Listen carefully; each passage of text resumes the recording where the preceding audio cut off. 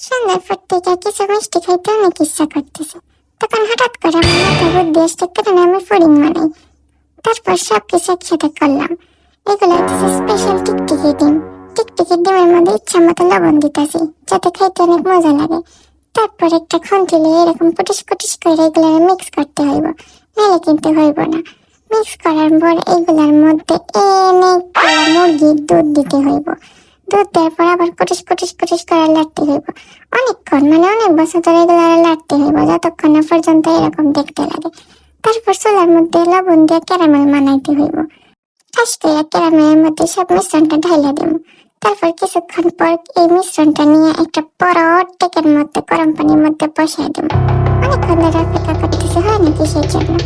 Finally ready. যাক, অবশেষে প্রমাণিত হয়ে গেল লুচি শুধু বিড়াল না, লুচি একজন ভালো রাঁধুনি। আবার আপনাদের সাথে খাবেন নতুন রেসিপি নিয়ে।